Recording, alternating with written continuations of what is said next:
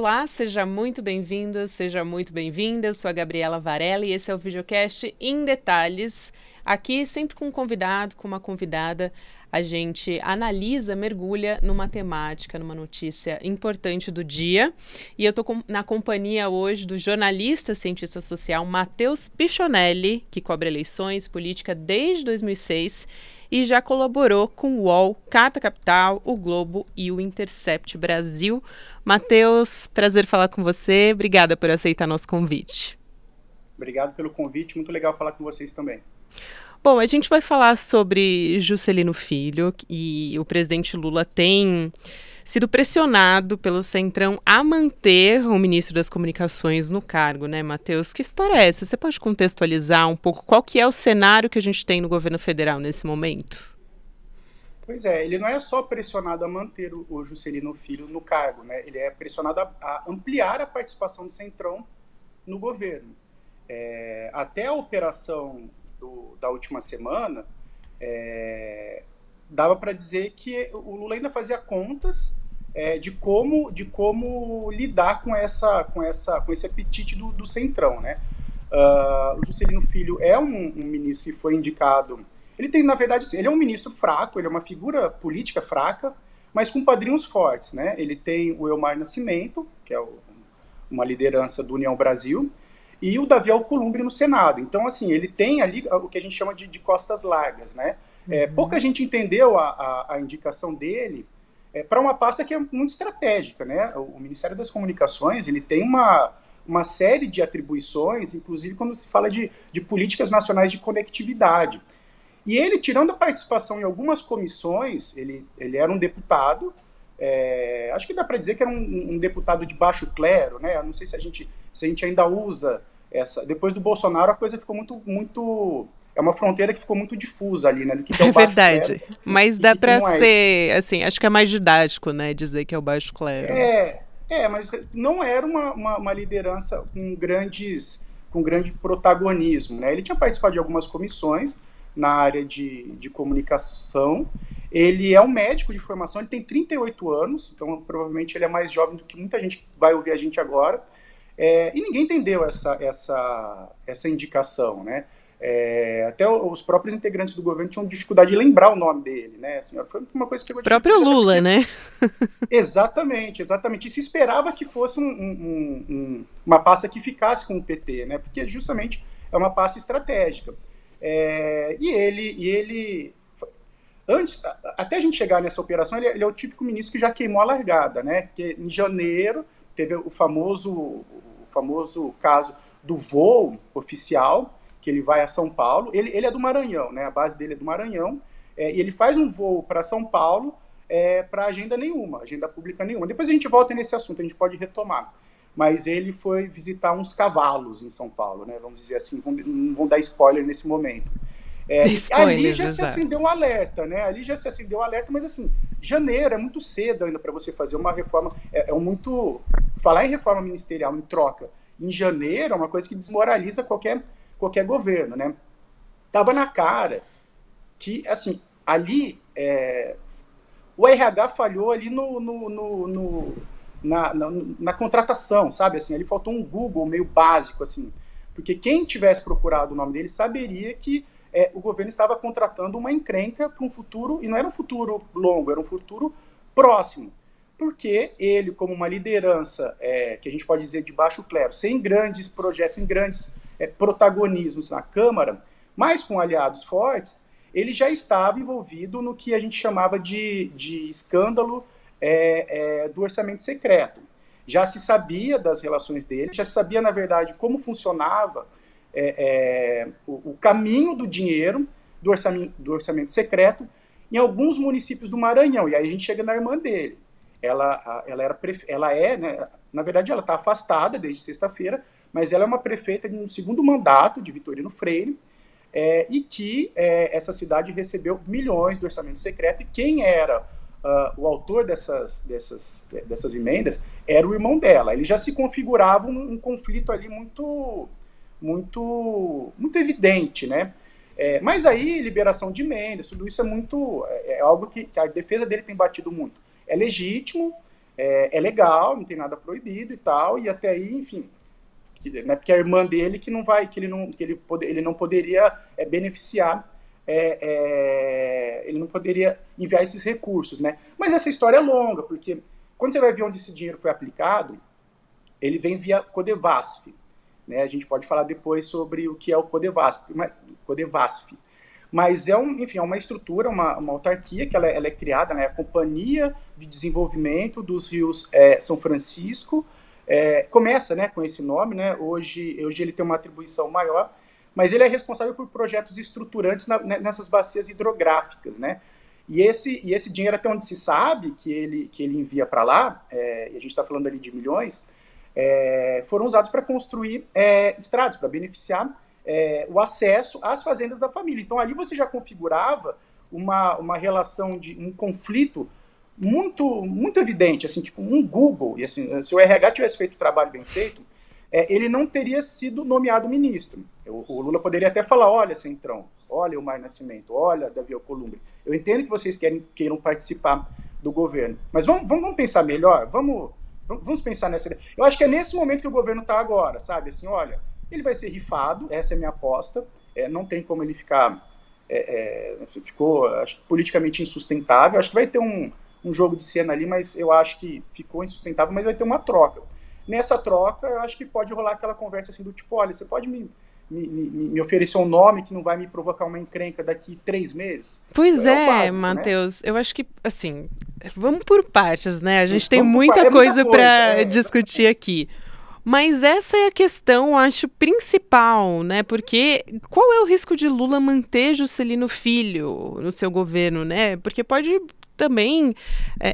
assim, olhando do ponto de vista da sociedade, em termos de imagem pública, manter uma figura como Juscelino Filho, principalmente depois da operação da Polícia Federal, da última sexta-feira,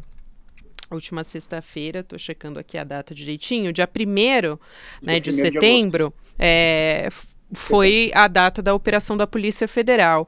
Qual que é o risco, né? Quanto que o governo perde se escolhe manter uma figura como essa, um personagem como esse, e por outro lado, ele ganha, eu vou colocar aqui entre aspas, para quem não está nos assistindo, mas ele ganha em termos de apoio, talvez do União Brasil, do Centrão.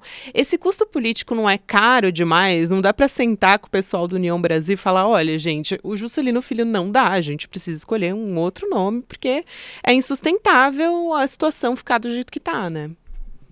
Eu acho que já ficou caro, né? Assim, a gente precisa lembrar que quando a gente fala, que é muito tentador falar assim, olha, o Lula precisa de votos, logo a manutenção de ministros, e o União Brasil tem 3 ministros, lembrando que é uma das maiores bancadas, né? São 59 deputados eleitos, o União Brasil, que é a fusão do DEM, que é um adversário histórico do PT, com o PSL, que elegeu Jair Bolsonaro em 2018. Não tinha como dar certo, mas tudo bem. Aí virou o União Brasil, tem um comando duplo ali, né, do antigo PSL com o antigo DEM. E a ideia, o Lula nomeia 3 ministros do União Brasil, o Valdez Góes, ele migra para o União Brasil. Tinha a Daniela Carneiro, que foi uma das primeiras a serem rifadas, né, ela é trocada por Celso Sabino, outro quadro do União Brasil, e o Juscelino Filho. 3 ministérios, é considerado. Isso não se reverteu em votos. O União Brasil, tem um levantamento do Globo, ele tem 46,77% de fidelidade nas votações na Câmara, pelo menos no primeiro semestre. Acho que é um levantamento que foi feito em junho, antes do recesso. Isso mostra que assim, você abriu um espaço para alguém que não sabe aquele meme, né? Não te trate como prioridade, como é que é? Quem te trata como opção, exatamente. Pois é, mais ou menos isso. Ensinamentos da internet. Brasil, exato. O meme da internet é a nossa maior instituição, né? Assim, as pessoas podiam aprender mais com os memes, porque é exatamente isso, né? O governo deu uma prioridade para o União Brasil, na verdade, para algumas lideranças do União Brasil, e não recebeu de volta, ou pelo menos recebeu pela metade mesmo, porque a taxa de lealdade ela é abaixo de 50%. Lembrando que o União Brasil é o partido que elegeu o Sérgio Moro, Kim Kataguiri, que assim, é a oposição da oposição, eles estão quase que pensando numa distribuição entre opositores e apoiadores, eles estão para lá do PL do Bolsonaro, assim, é uma coisa... E, ao mesmo tempo, tem essa tentativa de atrair o União Brasil. Até aqui não tem rendido... Na verdade, tem rendido porque os poucos votos que você consegue, você, numa votação mais disputada, isso acaba fazendo efeito. Mas 3 ministérios é algo assim, me falta inteligência nessa estratégia ali. Né? Alguma avaliação do tipo, olha, o que vocês estão pedindo e o que vocês estão entregando. A gente falava qual que é o contexto do governo agora. O contexto não era de centrão satisfeito com esses ministérios e outros que já tem. É da ampliação desse ministério. Então, assim, já foi anunciado que vai ser criado o Ministério das Micro e Pequenas Empresas. Provavelmente vai ficar ou com republicanos ou com o Partido Progressista, o PP.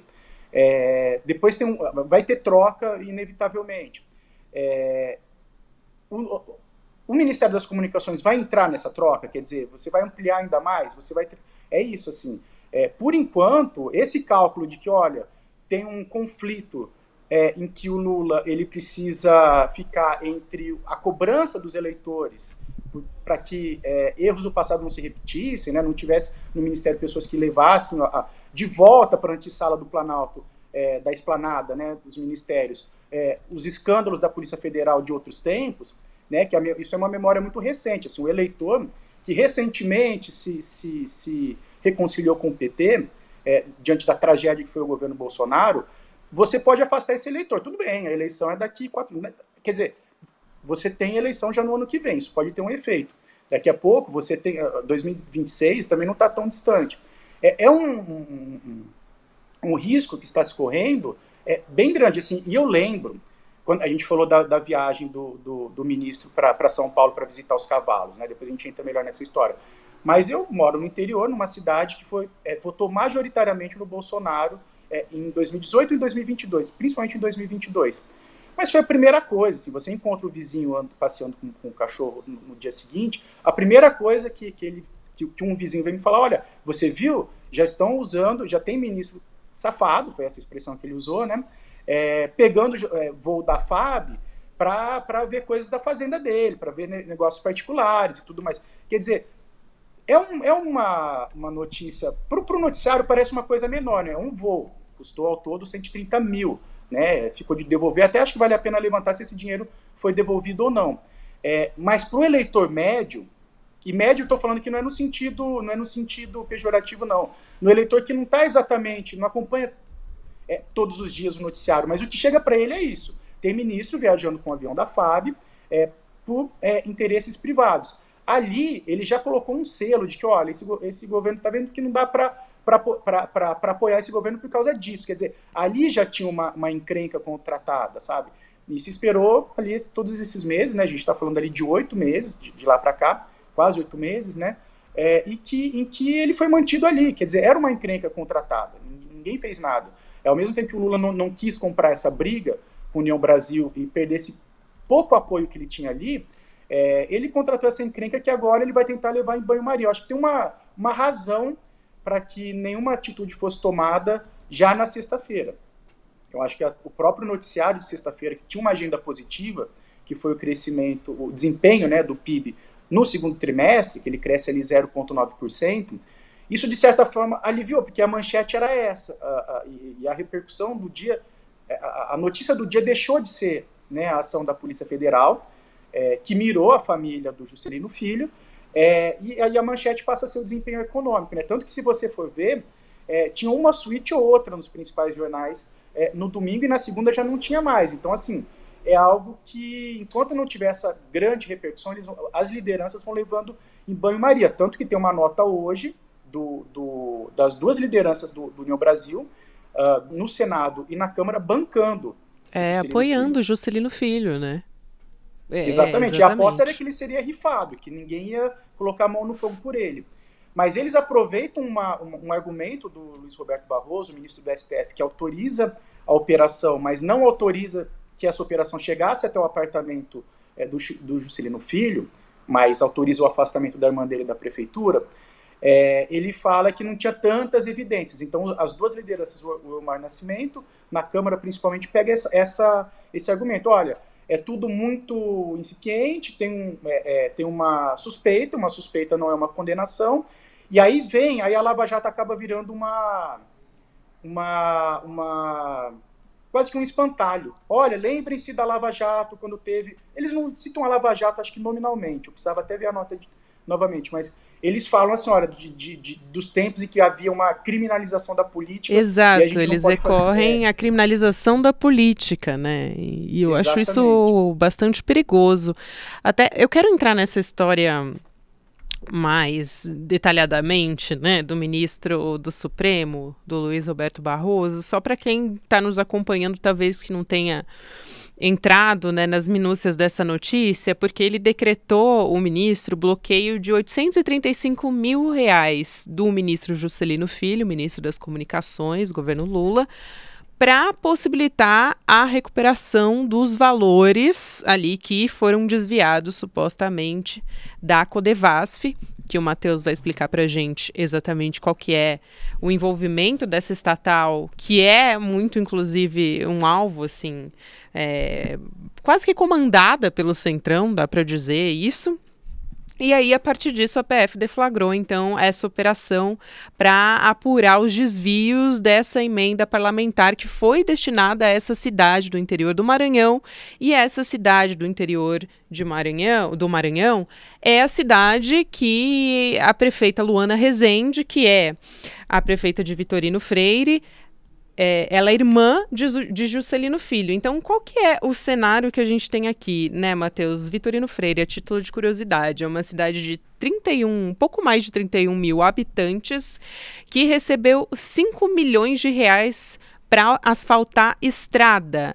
E aí a gente vai ver qual que foi essa estrada que foi asfaltada, e são fazendas, 8 fazendas, justamente nessas ruas que eram de terra. Elas foram asfaltadas porque passavam nas fazendas da família de Juscelino Filho. Então tá tudo interligado ali, né? Um grande imbróglio, mas eu acho que seria interessante trazer esse contexto para as pessoas conseguirem entender aqui a dimensão do que a gente está falando, né? Lembrando que essas emendas foram enviadas para lá quando ele era deputado, né? Ele foi eleito agora em 2022 para a terceira legislatura dele. Ele, apesar de ser um político jovem, ele tem ali, desde 2005, ele é deputado federal. E isso foi na última legislatura, né, quando ele envia esses milhões para lá, os 5 milhões. Parte como emenda individual, parte como emenda do orçamento secreto, né, que você não precisava identificar, e você tem um trabalho ali da Transparência Brasil, chegou ao nome dele. Olha só, tem um deputado enviando dinheiro para um reduto da família, que obviamente ele é administrado pela Luana Rezende, irmã dele. É um município de 30 mil habitantes, né, Vitorino Freire. No ano passado, a gente, acompanhando, né, o famoso Siga o Dinheiro, a gente foi vendo que prefeituras pequenas recebiam muitos recursos, muitos na área de saúde também. Tinha município do interior do Maranhão que você notificava ali uma série de cirurgias, né, para extração de dentes, por exemplo. Aí você vai fazer a conta, isso é um exercício de reportagem da revista Piauí, que foi fundamental para entender o que era o orçamento secreto, né? Que você tinha mais, se aquilo fosse real, né? Vamos supor que não é real, na verdade vamos supor que seja real, não tem mais dente naquela cidade, né? Não tô é perfeita essa comparação. Porque você recebeu tantos recursos para a extração de dentes naquela cidade, que é maior do que, por exemplo, São Paulo. Então as pessoas, se isso realmente tivesse acontecido, porque é um indício de superfaturamento, óbvio, não teria mais dente na cidade, né? Virou a cidade dos banguelas, né? Até vou depois procurar o nome da cidade. E Vitorino Freire é uma cidade pequena, que por acaso é administrada pela irmã de um deputado que a gente falou de baixo clero mais influente, porque ele conseguia acesso a esses recursos, por meio do Codevasf, né? Codevasf, vamos lembrar, Companhia de Desenvolvimento do Vale do São Francisco e Parnaíba, que é um órgão que cresceu muito. Ele foi mudando a natureza dele. Ele foi criado, se não me engano, no governo Geisel. Ele ganha musculatura no governo Fernando Henrique Cardoso, e aí ele cresce demais no governo Temer. Ele passa a ter mais atribuições do que ele tinha antes. Então, ele é criado para movimentações de manutenção das estruturas dessas localidades, né, para segurança hídrica, agricultura irrigada e economia sustentável. Aparentemente, não é isso que foi feito nessas obras ali que beneficiaram propriedades da família do Juscelino Filho. Então, ali já tinha, e assim, não é de agora, ele mandou agora esse dinheiro, já era da última legislatura. Por isso que eu falo que o RH, o famoso Google, né, vamos ver o currículo, vamos ver o que essa pessoa está envolvida, chegaria muito facilmente nisso, não seria difícil chegar, né? Então, esses recursos vão até esse município, como outros recursos irrigaram esses municípios, e tem um fenômeno, que é um fenômeno de 2019 para cá, que tinha uma construtora que ela não tinha nenhum contrato com o governo federal até então, até 2019. De repente, ela vira campeã de contratos com o poder público, inclusive na execução desses projetos. O proprietário era conhecido como o Eduardo Imperador, né? Também já foi alvo da Polícia Federal. Tem ali assim, era muito, ele é suspeito, essa empresa é suspeita de fraude em licitação, né? De fazer tudo supostamente, né? Mas assim, combinava com outras empresas que não existiam, na verdade, né? Para que ela fosse a ganhadora desses contratos, né? Vencedora desses contratos. E o Juscelino já estava supostamente envolvido nisso, porque ele é próximo desse proprietário, que também é próximo do comando do União Brasil, né? Então a gente começa a entender por que o União Brasil faz tanta questão de bancar o Juscelino, né? Porque se você rifa o Juscelino, é algo que você vai ter que explicar depois. O que ele foi parar ali? Que ele é daquele tipo de ministro que você não sabe como foi parar ali, mas você sabe como ele vai sair dali. É diferente do jabuti quando vai parar em árvore, né? Que você não sabe como saiu de lá, mas sabe como vai cair. E não sabe como vai sair. O dele é a crônica da tragédia anunciada, né? Agora, você tem ali uma mise-en-scène ali que, olha, a gente vai esperar as apurações, esse argumento da criminalização da política, não tem nada certo. O próprio ministro falou que até ele não tem tantos indícios, mas é como você falou, os bens dele foram bloqueados, parte dos bens, né? Porque isso é uma fração, por exemplo, ele tinha um outro escândalo que ele... Eu não sei, um escândalo, mas é isso, assim, uma encrenca que ele teve que responder também recentemente, é que ele esconde do TSE, na declaração de bens dele, que ele tinha 2,2 milhões em posses de cavalos de raça. E aí você explica a viagem dele a São Paulo, ele nem tinha assumido, a cadeira dele de ministro não tinha nem esquentado, ele já estava usando o voo oficial para simular um compromisso oficial na capital paulista. Ninguém sabe o que ele foi fazer ali, mas tinha registro da participação dele em um evento que era sobre cavalos, que ele é homenageado ali e tudo mais. A pessoa não se preocupa nem em olha, não me coloca na foto que isso vai me complicar. É uma coisa muito era descarada, assim, né? Realmente não dá para saber o que se passa na cabeça. Se assim, olha, essas minhas costas quentes me garantem, né? Mas não garantiu a operação da PF. O Luiz Roberto Barroso, ele é comedido na decisão dele, mas ele autoriza até, assim, aquela perna que ela entra pela metade na água, não tem um mergulho, mas ela, sabe, assim, você experimenta essa água, né, e dá para ver que chega até ele, não dá para dizer que ele não é alvo. O Juscelino Filho é oficialmente o primeiro ministro do governo Lula que é alvo da Polícia Federal. E, de novo, para quem tem memória de escândalos recentes, e isso pegou muito no imaginário do eleitor, que, olha, os governos de esquerda estão associados a escândalos de corrupção, isso na hora você desperta essa memória que é recente, né? Dos você dutos, pode colocar todos os... Oi? A memória dos dutos, né, na televisão, para mostrar, né, dinheiro saindo, enfim, a gente lembra muito bem, né, como é que foi, onde é que tudo começou, né, Matheus? Mas pode concluir seu raciocínio, eu já vou, daqui a pouco quero fazer uma outra pergunta aqui para você. E aí é como a gente chega no escândalo da Lava Jato, por exemplo, que onde você começa aquele escândalo era um aliado do governo do PP, era o PP, né, o Partido Progressista, era o partido que tinha mais pessoas envolvidas na Lava Jato. Mas quando você tem um partido à frente da administração no executivo, ele acaba levando a pecha, né? Assim, é muito importante nessa estratégia que o governo está traçando para saber, olha, é uma operação delicada, o que a gente faz? A gente mantém, a gente ganha tempo, a gente deixa como está, a gente espera esfriar. Nesse cálculo, é importante saber como as notícias chegam para as pessoas, né? Porque ele é uma figura do Centrão. Acho que pouca gente tem dúvida de que ele votou 22 na última eleição, ou 17 em 2018. Ele é uma pessoa que ideologicamente, muito provavelmente, é muito mais associado ao governo anterior, mas é um escândalo que vai acabar pegando no governo Lula. E isso, com o tempo, você afasta tanto esse apoiador que acabou de se reconciliar, né, com um projeto progressista, né, para vencer o Bolsonaro em 2022, como você fortalece uma base do bolsonarismo que está completamente desarticulada. Eles estão nas cordas com o caso das joias, e na sexta-feira é isso, né? Você tinha um escândalo das joias, dali a pouco você tem uma operação que atinge o ministro, e dali a pouco você tem a notícia do PIB. Então tudo isso acaba se dissolvendo ali no noticiário.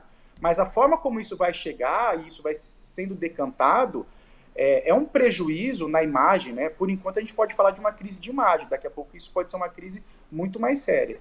Exatamente. Só para não perder de vista, você falou da cidade mais banguela do Brasil, né? Essa reportagem da Piauí, do Breno Pires, a gente está falando de Pedreiras, do Maranhão também, coincidentemente é uma cidade do Maranhão, que inflou os dados das extrações dentárias do SUS. E teve também aquela cidade que foi também uma reportagem do portal Metrópolis, da coluna do Guilherme Amado, Feira Grande, que foi talvez a cidade mais costurada do Brasil, né? Porque foi um dos redutos aí do Centrão que inflou esses números do SUS, aumentando tetos de emendas, e aí o que a gente tem em Feira Grande, que é uma cidade de pouco mais de 20 mil habitantes, é como se cada morador tivesse se acidentado, e aí precisou, né, de uma sutura, de um atendimento nesse sentido, aí foi atendido pelo sistema local, em média 12 vezes ao ano, cada morador. Então, é surreal, né? Quando a gente pega para olhar esses dados de perto.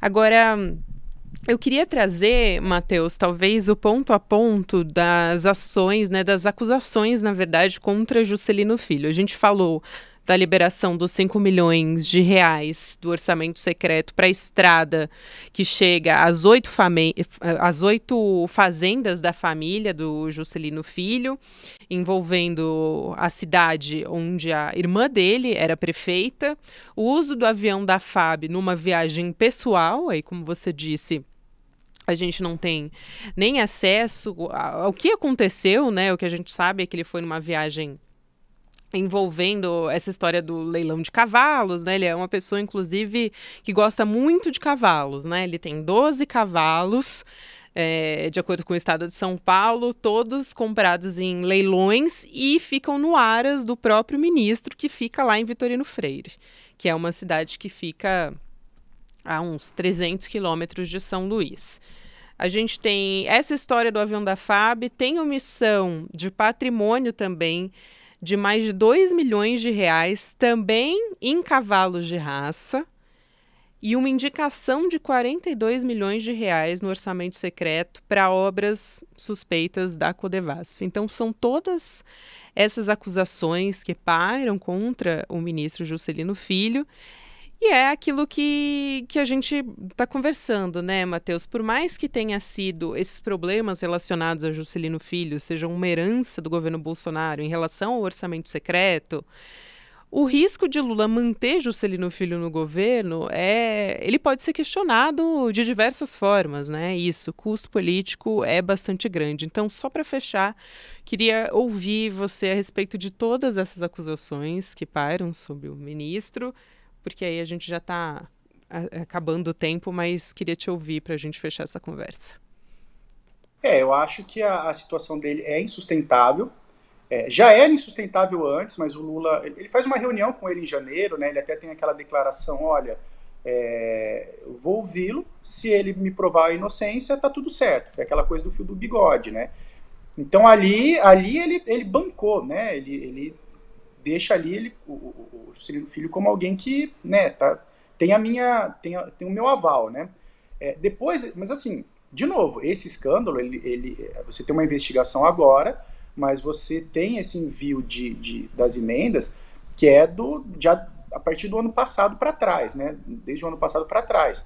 Então não é nada novo, né? Assim, eles tiveram tempo para saber com quem eles estavam trabalhando, né? Com quem eles estavam se associando. Isso é uma coisa muito importante para um governo de reconstrução, porque o governo de reconstrução envolve também você prestar contas para a opinião pública. E você vai ser cobrado, como você já teve ele é um presidente em terceiro mandato, a cobrança vai ser 3 vezes maior, né? Justamente porque ele tem memória de como as coisas acontecem, né? Então ele vai ser muito cobrado por isso. Eu acho que não é algo que dá para deixar no canto, esperar esfriar e tudo mais. Eu acho que já deveria ter tido uma atitude mais enérgica, né? Eu acho que a União Brasil não tem essa moral toda para cobrar fidelidade, porque não é um partido fiel, nem ao governo, nem a projeto nenhum. É um partido que ele se estruturou para ser um partido, enfim,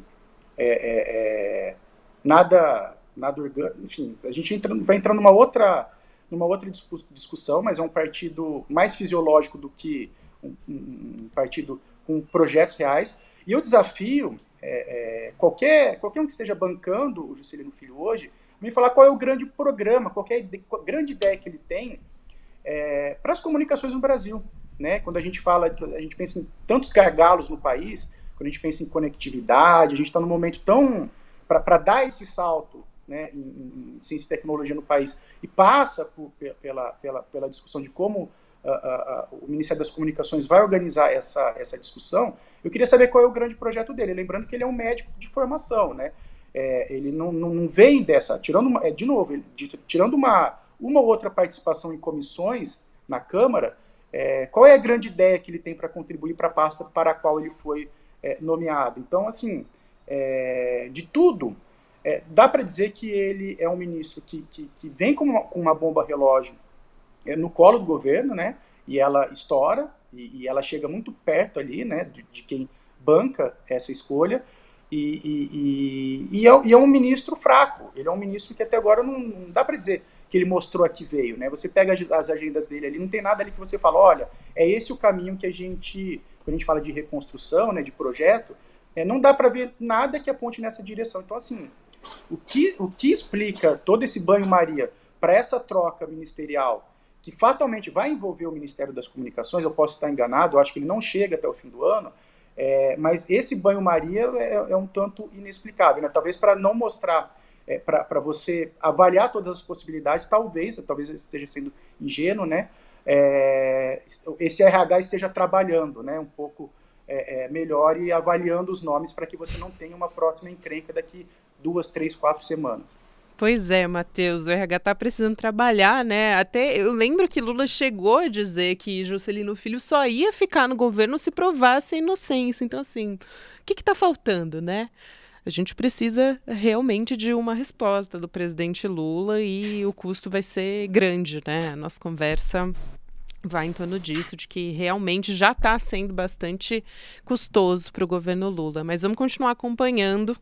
Matheus, quero te agradecer muito pela entrevista, né, pela conversa. O Matheus, que é jornalista e cientista social, Matheus Pichonelli. Foi um prazer conversar com você. Um beijo, até uma próxima. Até a próxima, legal demais falar com você. Me chamem sempre que eu estou por aqui. Com certeza, Matheus. Foi ótimo, super didático.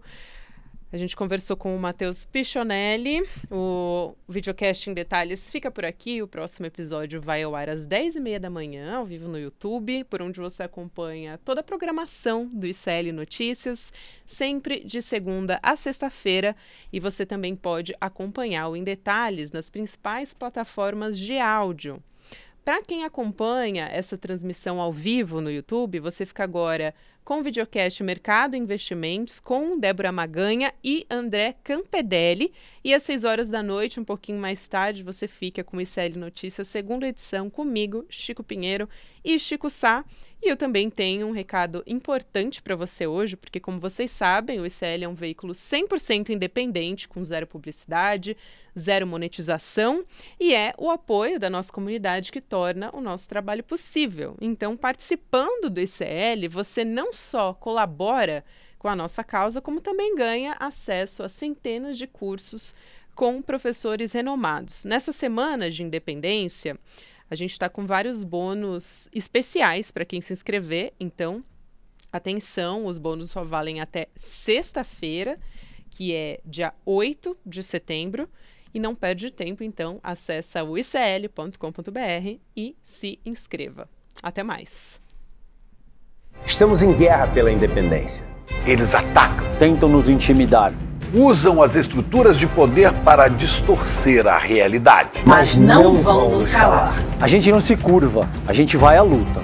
Em um sistema viciado em meias-verdades, nós somos a resistência, nós queremos a verdade.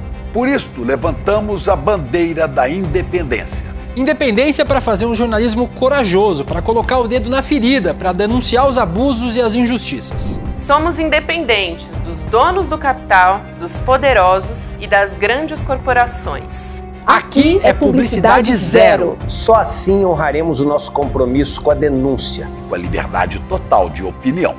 Essa guerra não é fácil, é cruel, mas com seu apoio e luta, seremos cada vez mais fortes. Junte-se à nossa causa. Junte-se à nossa causa. Junte-se à nossa causa. Fortaleça o jornalismo verdadeiramente independente. Sendo membro do ICL.